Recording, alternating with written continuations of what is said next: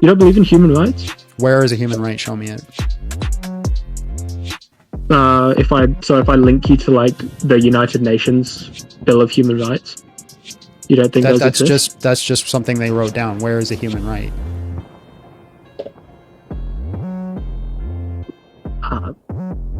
So you don't believe in a right to life? You're just asking me if I believe in human rights. I already told you no. Yeah, you don't. Wow. I mean, I think we probably have a bit of a fundamental disagreement now on human rights. I mean, this is quite interesting. What is a human right? Where is it? Show me. Imagine stepping into the lion's den with a blindfold on. That's exactly what happened when a British guy, not even Muslim himself, tried to defend Islam on Big Jon Steel's live stream. Spoiler alert, it did not end well. He got grilled, roasted, and served on a silver platter. And just so you know, this is only a clip. If you want the full debate experience, make sure to check out Big Jon Steel's complete live stream on his channel.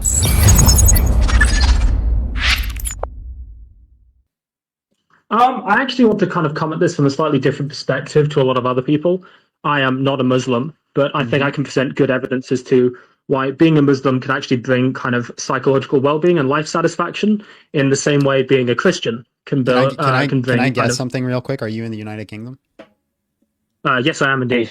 Yeah, it's for some reason, I don't know what happened, but you guys all of a sudden are really big defenders of Islam. All right. Go ahead. I'm not a big defender of Islam. I think it's false, and I think it comes with a lot of negatives, depending on what level of and how you can like follow it. But there are cases in which following Islam can be beneficial to individuals. Yeah, just because something is beneficial in small cases does not mean the totality of it's true, and nor is that a reason to hold to it. Well, you said. Sorry, what is your claim exactly? There's no good reason to be a Muslim. Yeah, so I mean, I think you've just agreed that there are edge cases where there is good reasons to be a Muslim. Nope. Wait, so in these edge cases where they bring psychological well-being, life satisfaction, in the same way being a Mormon increases kind of giving to the community, in the same way Mormons give more to the community and more charitable. Yeah, because you can achieve those goals without Islam, so therefore it's not necessary. It's not a part of it. So if you're simply stating that it's a byproduct of a certain circumstance, I can simply make the argument that Jeffrey Dahmer had a better quality of life, so therefore it's a good thing and it's a good reason to be a serial killer. No, I'm not arguing quality of life. I'm saying they actually provide into community. So, like, for example, Mormonism and Christians are typically more charitable because of the communities they bring and the areas of communities. And the same thing happens in sects of Islam. And I think that's a good thing, in the same way that being a Christian and being a charitable Christian. Taking the same argument, right, and applying it to Jeffrey Dahmer. Let's say Jeffrey Dahmer, because he takes from the community, being a serial killer, feels like he needs to give back to the community, and he actually ends up giving back far more than he takes, right? He ends up, people's quality of life and his charity drastically outweighs the number of people he unalives. I don't think that it's the necessary case that he should be a serial unaliver. Okay, so I'm going to kind of flip this back onto you then. Is there any good reason to be a Mormon? No. Is there any good reason to be a Catholic? Yes. But you're not a Catholic.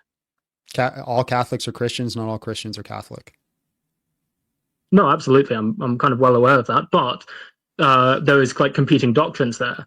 And so if you've got these conflicting doctrines between denominations and they are mutually exclusive between denominations, is there a good reason to believe in evolution? Yes. Is there competing doctrines in evolution? Well, I mean, okay, there's competing doctrines from kind of less of a scientific basis, yes, because you can have people who can not a scientific basis. Various things. There are different scientific hypotheses for evolution. There's about 7 of them. Yeah. So just because things don't disagree doesn't mean there's not good reason to hold to it.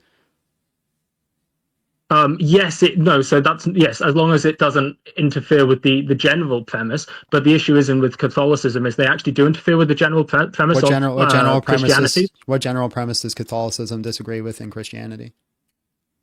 They debate the kind of concept of salvation, and when this is like eternal survival, eternal life. Yes, they do. No, they don't. No, they don't. What is the debate? Mortal sin. Mortal sin, sorry. They Okay, think so if I ask a mortal sin, Protestant, unrepented mortal sin. right? So if I ask a Protestant that if I see a Christian going around unaliving people left, right, and center, if they're saved, what are they going to say? Oh no, obviously a Protestant would agree with that, but specifically with Catholicism's mortal sin, where they would say if you what are they going to say? Well, they'd say they're not saved, but right. And that's not the question I'm saying. if I ask a Catholic if they go around, if they see a Christian going around unaliving a whole bunch of people, what are they going to say? Well, of course they're going to say the same thing, but that's not the question I'm saying. I'm saying it's the specific doctrine of mortal sin, which is the idea that a Catholic, if someone is overindulges in alcohol and they become overly drunk, that's a mortal sin that they need to repent for, and otherwise they wouldn't be saved. And Protestants don't hold to that same basis. And so this again, is if I ask a Protestant, if I see another Christian going out there being an alcoholic all the time, are they saved? What are they going to say? Yes, if they believe it's by faith alone. So you're going to tell me a Protestant's going to say if I see a person committing a whole bunch of sins all the time, nonstop, they're going to say they're saved?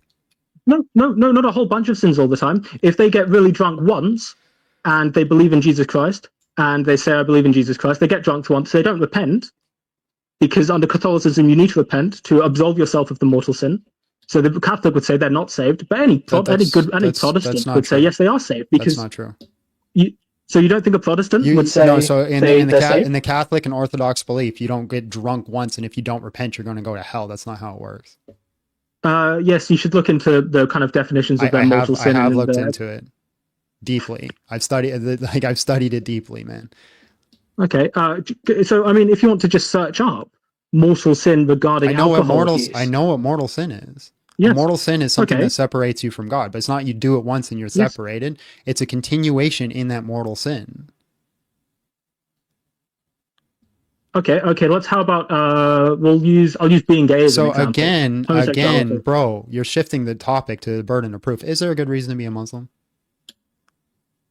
Well, no, this is the important thing. The reason I know I was shifting the topic to that because that's kind of literally what anybody does. Because I just confess that you don't know.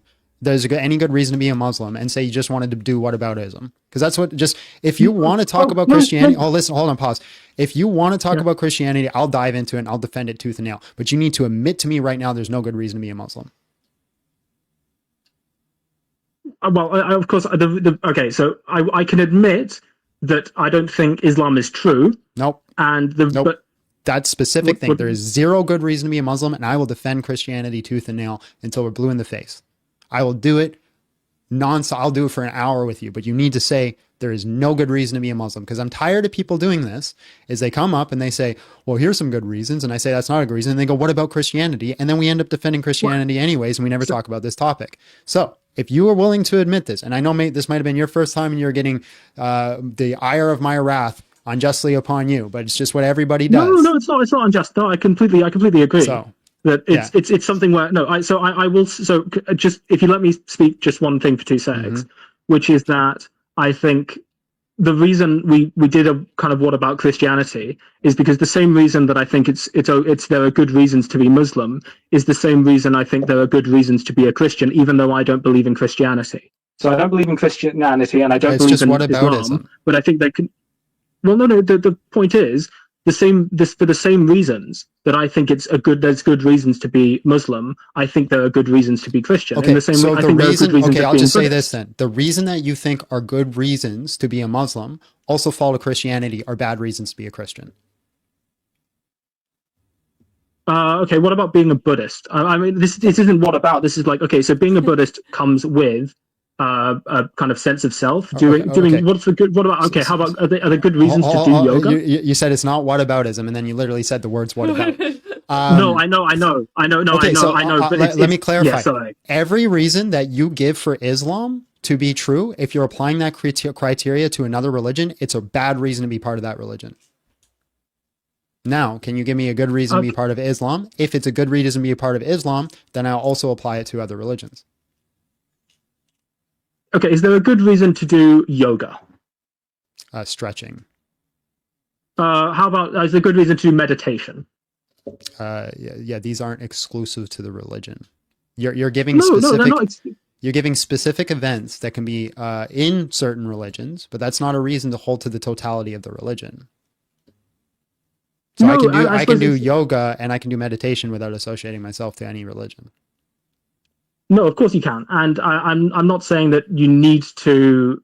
I suppose yeah. I mean, I will admit that I came into this with the idea that there's good reasons to associate yourself with groups because of how society kind of works within groups, and the benefits that come with that are kind of outweigh the benefits of not being in that group. So my kind of premise would be the idea that if you're going along solo versus being a Muslim, then it's actually sometimes better to be a Muslim, and that's a good reason to be Muslim, to be a part of that group and be a part of the kind of things that go with that. That'd be a half decent reason to LARP as a Muslim. Yeah, so I mean that's like, but that's not that's actually be one. Well, I think if you look at, I'm going to try and avoid saying if you look at Christianity. I will say that. But can you admit that that's a good reason to? So you say it's a half decent reason to LARP as a Muslim because you get the group benefits, you get the society behind you, you get the. It's one of those things where it's like I get it, but like to actually hold it to be true, no, it's not a good reason. Oh no, I don't think it's a good reason to believe in the Muslim faith. But well, to be a Muslim, you have to actually believe it. Well, yes, but there's also, I mean, this is kind of a really interesting subtopic that I enjoy chatting about to people, which is the idea of being. It's the same. I mean, your whole chat is going to go berserk because I'm going to mention Jordan Peterson as an example of a kind of cultural Christian. And it's the idea that actually kind of being part of the culture of the religion. Yeah, but now ask Christians if they think he's a Christian. Oh, I know. So I'll think a lot of people think he isn't a Christian. Right. But I think I'm kind of arguing the Muslim side from being a cultural Muslim is the same thing. And I think if you can say that that's a good reason to be a cultural Muslim, I could admit that there's not a valid evidence or good reasons to believe in the Muslim faith. So I will admit that there's not good reasons to believe in the Muslim faith, but there are good reasons in said cases to be a cultural Muslim. Okay, to be a cultural Muslim, does that include the act of child marriage? Yeah. No, it doesn't. But that's part of being Muslim. So the child marriage thing, I mean, I can't believe, you know what's funny is I will argue tooth and nail with Muslims about how bad child marriage is within like being if you believe in Islam and the child marriage is bad, but that isn't all Muslims and that isn't kind of like cultural Muslims. So that's being cultural within a very specific sect. That's not a very specific sect. That's the majority. It is a specific sect. It's the majority. You think the majority of Muslims partake in child marriage? Taking, no. Allowing, yes. No. Oh no. So there's So the cultural side is is how they act within the society. That is the culture. It's not so much. It's not actually it's not how they. It's not their belief system. In Islamic run countries, it's a very common thing. Yes. No. I mean. Okay. I'm speaking. So like David Akikachu argues that the only reason child marriage is not allowed in certain countries is because the law of the land doesn't allow it. I mean, I'm in no way defending child marriage, and I've had debates with Muslims on how appalling it is that their faith allows for child marriage, because I think that's a horrible thing for any faith to allow, and it actively condones it. And the Prophet married Aisha at 6 and wedded at 9. I mean, all of this thing is right. And so for somebody to be a cultural Muslim, they have to adhere and say that Muhammad was sinless. I would actually have to put. There is that's a Muslims core doctrine. Who believe that Muhammad can sin. Okay, but the core doctrine of Islam, like if you're going to give me outliers, sure, but there's the core doctrine of Islam is that Muhammad's sinless. I'd need to double check that, but I know for certain that there are outliers in that situation, and so I suppose we can. I mean, I'm going to, in order to. I mean, I think I can generally grant your premise, and I really hope I'm not taking up time on some of other topics. But I can generally grant the premise that there's no good reasons to believe in the Muslim faith. But there are specific reasons, there's specific cases where it can be a good reason to be a cultural Christian in certain sectors. Right, but all you're arguing for is there's certain cultural aspects I like from each individual religion, and I want people to do that. That's what you're saying. Yes, yeah, that's exactly what I'm saying. Yeah, but that's not a reason to hold to the totality of anything. Because you are not any of those. Hold on. You are not any of those religions, yet you still do those practices that you think are good. Yes, but I think there's a lot of people who, especially in kind of today's society, if you look at the kind of majority of society, it's quite hard to find. I mean, we're in an ever spiral of lacking kind of self-fulfillment, self-identity, and we are suffering from these kind of identity crises. And it's really beneficial for people to be in groups that they can assimilate with.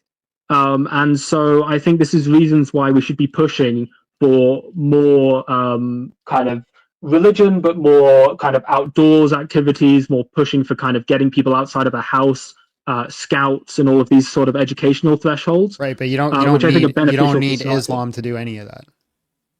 No, you don't. But I'm saying that that's one of the good reasons to be. Like, if someone comes to me and says, I was kind of lacking in myself, I had all of these kind of problems, I found Islam. Hold on, I'm going to pause you there because we already talked about this before, right? You wouldn't say it's a good reason to be a serial killer as Jeffrey Dahmer if it leads to all these other positive outcomes.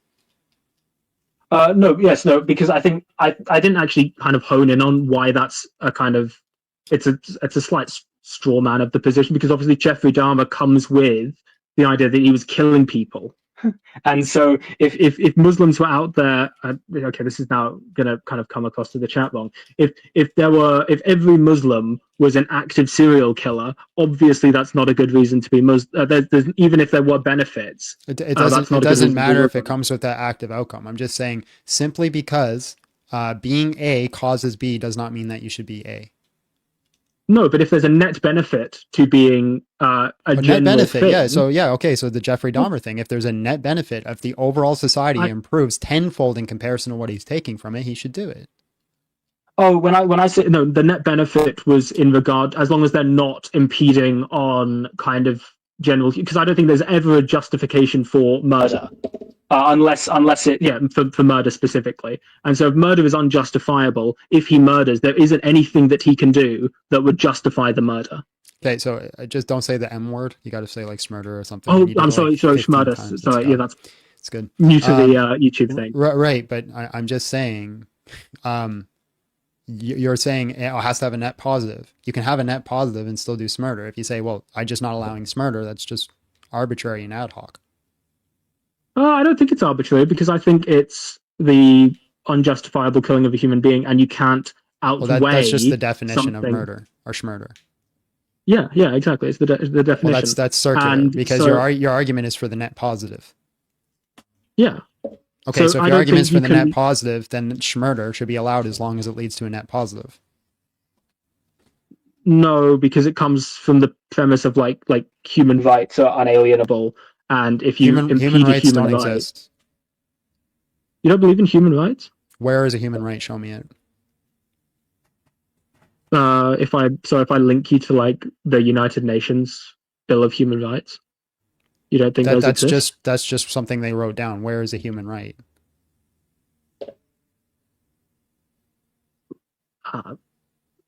So you don't believe in a right to life? You're just asking me if I believe in human rights. I already told you no. Yeah, you don't. Wow. I mean, I think we probably have a bit of a fundamental disagreement now in human rights. I mean, this is quite interesting. What is a human right? Where is it? Show me. I think it's the kind of culmination of human understanding into what we should apply to each and every human being, and what does a human being gain when they come into the world. That's a philosophical concept. You're saying human rights exist. Yeah. Like it has an ontological property. What is it? Where is it? So you're saying because there isn't something physical, it doesn't exist? That's not what I'm saying. I'm just, where is it grounded? Where is the human right? Let me think of a It's the same as a number. It's a kind of metaphysical concept. Okay, it's an abstract, a universal abstract. Okay, so if I say you have the human right to life, and I say you don't have the human right to life, how do we determine which one's true?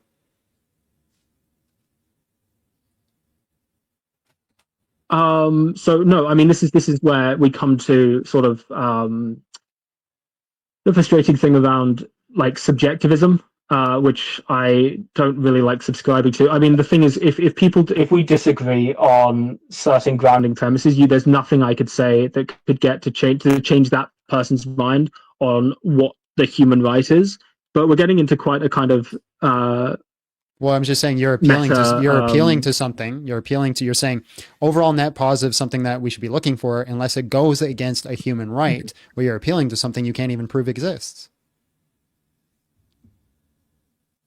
Well, so yeah, what I'm appealing to is what I generally appeal to when I'm speaking to people who believe in human rights in the first place. Because if we stand on that normal agreement, which is the majority of people I talk to, we have a general acceptance of the kind of UN human rights.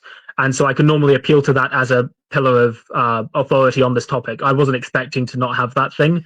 So I wouldn't have made that appeal to human rights if I knew that you didn't subscribe to that in the first place. So if there are no human rights that you're going against, then what is the issue with the net positive? If I unalive somebody, it leads to a higher net positive.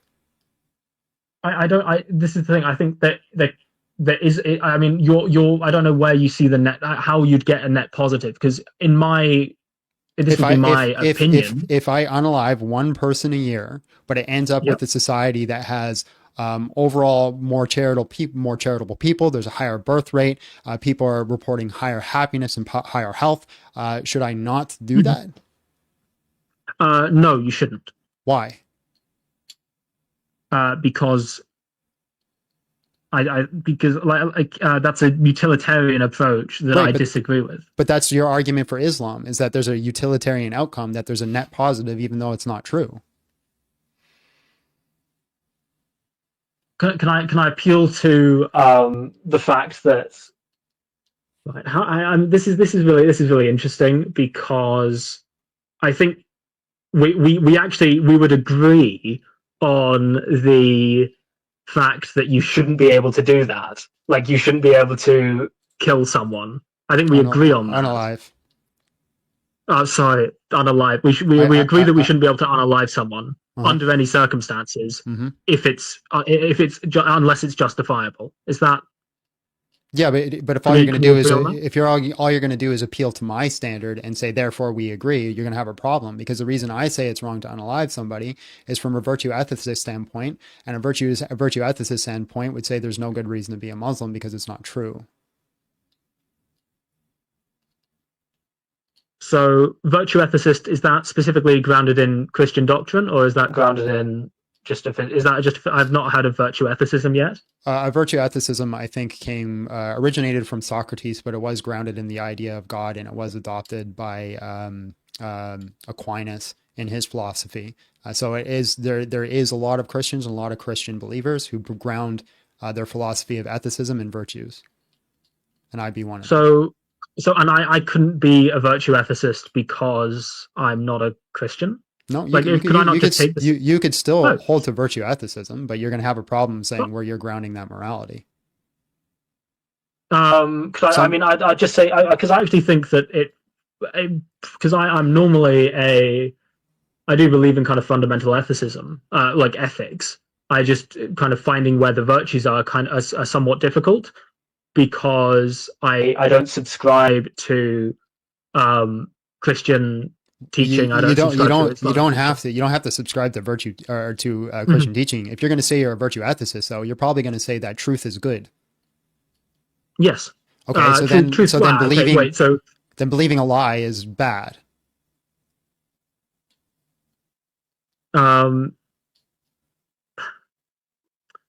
Yes. I'm going to quickly caveat, though, in that there's believing a lie, but I think the issue is I'm gonna end up here straw manning a lot of and kind of upsetting a lot of Muslims, because I'd use the same argument from a kind of cultural Christian perspective. and kind of cultural Muslims. But I think there's obviously saying that there's good reasons to be Muslim because of the benefits that it brings as a general rule. Even if it isn't true, you don't need to believe it to be Right, but that's not a virtue cultural ethicist Muslim point. That's a utilitarian point of view. Mm-hmm. Yes, but I think you can't then use the Jeffrey Dahmer example because I don't know. You don't wait. No, 2 secs. Because the truth of being Muslim, you don't need to say that being Muslim is true to be a cultural Muslim. Well, I said there's a half decent reason to LARP as a cultural Muslim, but to be a Muslim, you have to believe Islam is true. Mm-hmm. Okay, so then I think that's where I was trying to get to for the agreement, that where just to find common ground, because I'm not someone who I'd like to try and find some common ground here, which is I think I can agree that there's no good reason to believe in Islam, but I think there can be half decent reasons to culturally be Muslim. But I disagree with that. If you're talking strictly culturally, as in they're just pretending and they don't actually believe it in the core and they're doing it because they're afraid of the outcome, yeah, I can give that as a good reason for your own personal safety and well-being. But just doing it because is not a good reason either. Here's the real lesson. When you defend Islam without believing in it, you're not standing for truth. You're just borrowing someone else's chains. And the problem with chains is this: no matter how shiny they look, they still keep you bound. First, if your standard of truth is simply, does it benefit society? Then you've lost your moral compass. Because anything, even wickedness, can be dressed up as beneficial. History is full of tyrants who justified atrocities in the name of the greater good. Truth isn't about what works.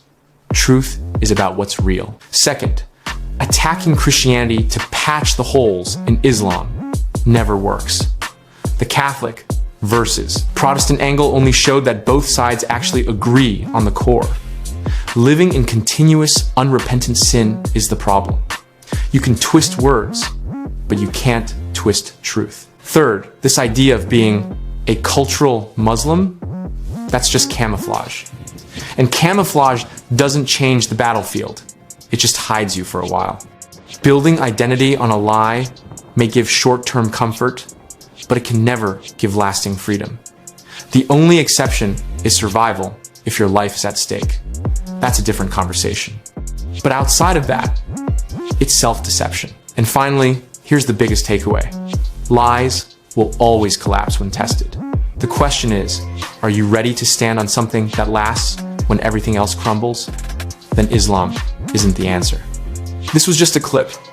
To watch more debates like this, check out Big Jon Steel's full live stream on his channel. And if you found this breakdown eye-opening, hit like, share your thoughts in the comments, and don't forget to subscribe for more.